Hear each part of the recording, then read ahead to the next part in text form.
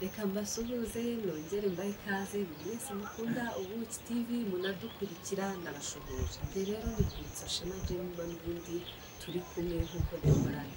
Rero mbifurije kugira ibihe byiza, mbifurije kugira amahoro, mukomeze mumererwe neza mu buzima bwose murimo, yaba bari mu bibazo mukomere, yaba bishimye namwe mukomeze mwishime, kuko burya ubuzima ni ukwishima, nicyo twese tuba dushaka muri ubu buzima. Uyu munsi rero igihe tugiye kuganiraho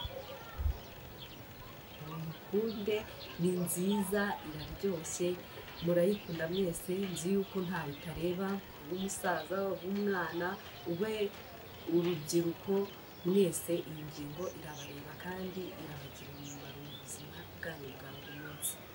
Tugiye kurebera hamwe ibintu 5 ukwiye kwirinda gukora mu gitondo ugikanguka.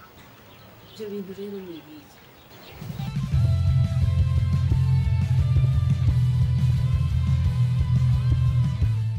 Burya iyo wabyuka neza, akenshi umunsi wawe n'ubundi ugenda neza, wirirwana amahoro, umererwa neza, nta munabi wirirwana umunsi wose. Rero kugira ngo ibyo byose bigende neza, hari ibyo uba ukwiye gukora, hari ibyo uba ukwiye kwigomwa mu gitondo ugikanguka.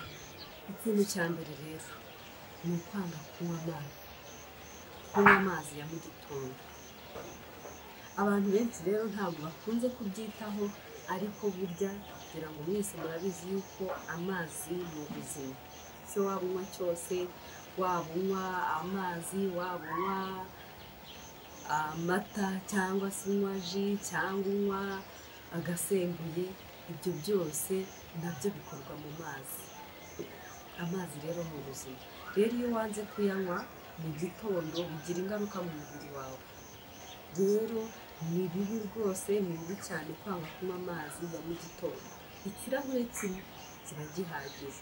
Umumaro rero w'iki kirahure kimwe cy'amazi ya mu gitondo ushobora kunywa mu gihe mu nda nta kindi cyari cyageramo ugikanguka, ni byinshi bifasha mu mubiri. Ikintu cya mbere gifasha ni ukuringaniza amazi mu mubiri. Ikindi cya kabiri, aya mazi ya mu gitondo unywa ugikanguka mu nda nta kindi kintu cyari cyageramo, ni ugufasha gusohora umwanda mu mpyiko, kugira ngo ubuzima bukomeze bugende neza, umubiri ukomeze ukore mu buryo buboneye. Rero igihe cyose wanze kunywa amazi, ikirahure kimwe cya mu gitondo, umenye yuko uri kwica ubuzima bwawe, uri kubwangiza. Ubwo rero icyo ni ikintu cya mbere ukwiye kwirinda gukora mu gitondo ugikanguka. Ntukange kunywa amazi, jya unywa amazi rwose, kuko ni ingenzi ku buzima bwawe. Ayo mazi rero azatuma umererwa neza, umubiri wawe ukore neza, niba ari imyanda iri mu mpyiko isohoke neza, ubundi umubiri wawe ukomeze ukore neza n'ubwonko bukore neza. Ikintu cya kabiri ukwiye kwirinda gukora mu gitondo ugikanguka ni ukwanga gufata breakfast.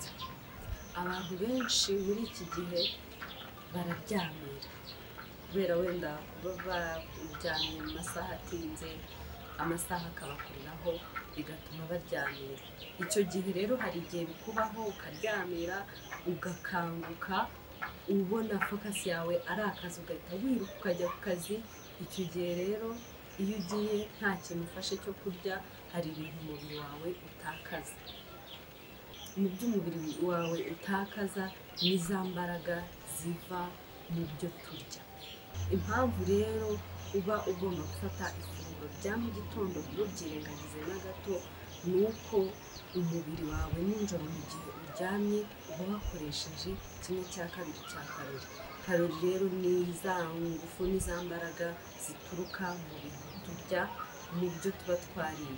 Izo mbaraga rero zose umubiri urazitakaza. Niyo mpamvu rero mu gitondo ugirwa inama yo kuba wafata icyo kurya, kugira ngo za ngufu zigaruke, ukore neza, ukora nibakwe.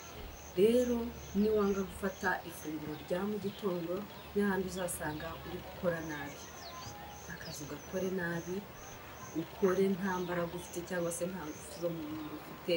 hari n'abo numva bavuga ngo njyewe iyo ndiye ngo mu gitondo ngo ngira inzara vuba, impamvu rero y'iyo nzara ngira ngo uhise uyumva ni uko umubiri cyangwa se ibyo biryo n'ubundi uba wariye cyangwa se ibyo funguro rya mu gitondo uba wafashe biba ryakoze nyuma umubiri warikoresheje icyo ugomba gukora, cyane kuba wanatakaje 1/2 cy'izo mbaraga ziva mu byo turya mu gihe cy'ijoro. Rero ibi ngibi ni byo kwitabwaho rwose. Niba wavugaga ngo mu gitondo harageze ugasanga amasaha 2 arashize nta kintu wari washyira mu nda, umenye yuko uri kwiyangiza rwose. Gufata umwanya wawe uvuge ngo ndabyuka kare, ubitakazeho umwanya, ufata ifunguro rya mu gitondo, nibwo uzakora nibakwe, usange ufite imbaraga, usange umeze neza mu mubiri. Umuntu wese nakora yavuga ati uyu muntu yariye, arakora nk'uwariye, ntabwo ari gukora nk'ushonje. Rero ntimukabyirengagize, akenshi nyine abantu baba bihutira kujya mu kazi, ariko wajya ufata umwanya wawe ugafata ifunguro rya mu gitondo kugira ngo umubiri wawe ukomeze ukore neza. Ikindi nanone kandi cyo gufata ifunguro rya mu gitondo bigira umumaro kuko bituma ubushyuhe bw'umubiri wawe bujya ku kigero kiringaniye. Rero ni byiza gufatira ifunguro, mubyiteho, mujye murifata kuko ni ingenzi mu buzima. Ni isoko y'ingirakamaro, ni isoko y'imbaraga, ni isoko yo kugira ngo umunsi wawe uze kugenda neza. Ikindi kintu rero cya gatatu ukwiye kwirinda gukora mu gitondo ugikanguka ni ukuguma kuri smartphone ugikanguka. Ahangaha ndabizi hari abarandakarira bakavuga ngo njyewe niko kazi kanjye, iyo ntafite telefone ntabwo akazi kagenda neza, akazi kanjye ngakora buri gihe, buri kanya, buri munsi. Ubwo rero umenye ko niba ukoresha smartphone mu gitondo mbere y'iminota 30 ugikanguka, umenye yuko uri kwangiza ubuzima bwawe. Ni bibi rero gukoresha smartphone ugikanguka, ukaguma mu buriri, ukaguma kuri chat, wenda ukandikirana n'abantu, ukareba ibigezweho. Ibyo bintu rero biba ari bibi kuko binaniza ubwonko. Ariho hahandi usanga wakira ubutumwa budasanzwe, ugasanga wakira ibintu bigukura muri modi yo gutekereza ibindi bintu wagakwiye gukora uwo munsi. Kabone niyo waba ufite gahunda yo uvuga ngo birihutirwa ni saa 12, ibyo nyine ni ibintu waba wapanze, ariko ntukagume mu buriri, ukanguke nurangiza ufata telefone yawe uvuga uti uyu munsi uhita ufata telefone yawe usanga uhiriweho utinze mu buriri uri kureba smartphone. Ari nabyo bihita bigaruka kuri cya kintu cyo kuza gutuma ubyuka ukerewe, ufata ifunguro rya mu gitondo.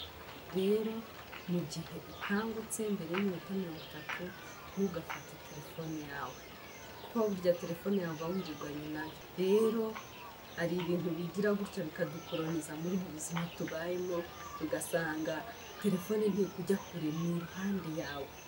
Rero ujye umenya yuko telefone niba wirirwanye nayo ukarara nayo, si ngombwa kubyukana nayo kuko biragustressa, bituma winjiza ibintu mu bwonko utari watekereza ibyawe ugomba gukora uwo munsi. Rero mbere y'iminota 30 ntugakoreshe telefone mu gitondo, ntabwo ari byiza.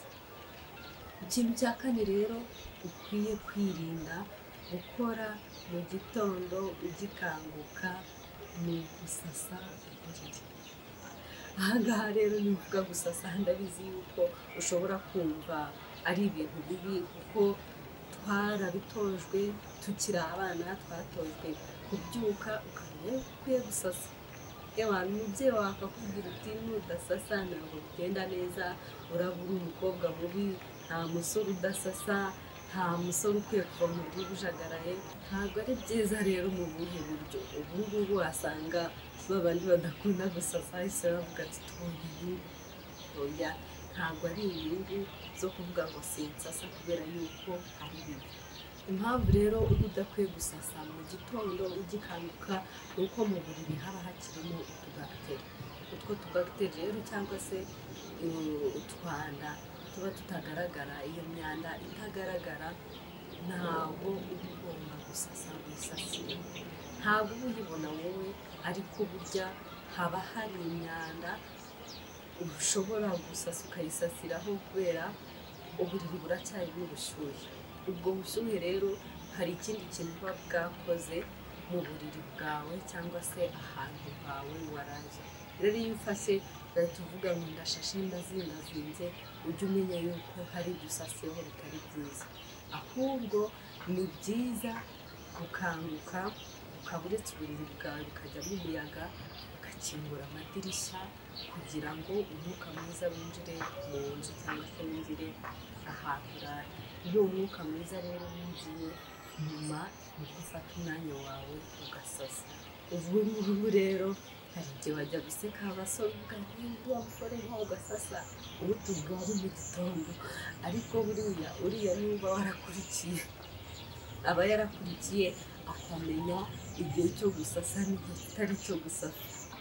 Ikindi kintu rero cya gatanu ukwiye kwirinda mu gukora ugikanguka ni ukunywa ikawa. Ikawa rero ni nziza, ntabwo ari mbi, ariko ni bibi kuyinywa mu gitondo ugikanguka. Rero mbere y'amasaha 3 ntabwo uba ukwiriye kunywa ikawa. Ni bibi kuba wafata ikawa mu gitondo ugikanguka, mu nda nta kindi kintu cyari cyajyamo. Iyo ufashe iyi kawa ya mu gitondo, mu nda nta kindi kintu wari washyiramo, mbere y'amasaha 3 uba uri kwiyongereza mu mubiri wawe. Ikawa yongerera umubiri stress, irawunaniza igihe cyose wayinyweye muri aya masaha ya mu gitondo. Abantu benshi ntabwo babimenye cyangwa se ngo babyiteho, bashobora kugira ngo ni akazi waraye ukoze, ushobora kugira ngo ni uko nyine umubiri wabyutse ushaka kwivumbagatanya, ugasanga umeze neza, umeze nabi. Icyo gihe rero ujya umenya yuko ari ya kawa yanyweye uri kubikora, ari gutuma umubiri wawe udakora neza. Rero abantu bakunda ikawa mujye mwitwararika, mumenye igihe cyiza cyo kuyinywa. Umenye yuko mu gitondo ugikanguka udakwiye kunywa ikawa, ufate y'amazi, ufate breakfast ukuyemo ikawa, ubundi ukore akazi kawe neza, umunsi wawe wirirwe umeze neza. Ibyo twabonye rero nizere yuko muzabikurikiza. Twabonye yuko udakwiye gukanguka ngo ufase. Ikindi twabonye ni uko udakwiye gukanguka ngo unywe ikawa mbere y'amasaha 3. Ikindi kintu twabonye ni uko uba udakwiye kwanga kunywa amazi. Ni byiza ugakunywa amazi. Ikindi twabonye ni ukwanga gufata ifunguro rya mu gitondo. Ibyo byo rwose mubyiteho cyane kuko ni ingenzi mu buzima.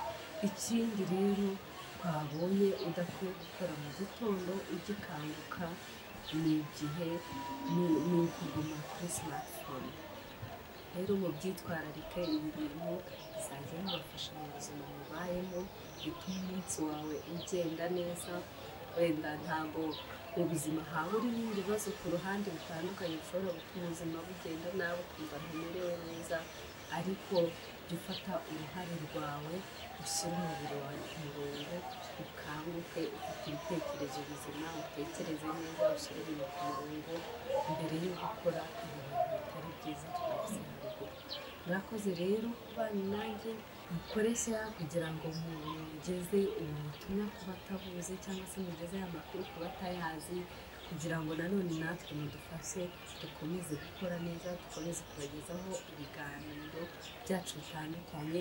Mujye munatubwira ibyo mwifuza ko tuzabagezaho mu kindi kiganiro, mujye mutubwira rwose, mutwandike muri comment, tubishaka kumenya ibi ngibi, tuzajya tugerageza gukora uko dushoboye, tubishakishe tubibabwire. Murakoze rero kubana nanjye, urwibutso Shema Jenima. Bye bye bye, naho ubutaha mbafitiye ibindi bintu byinshi byiza.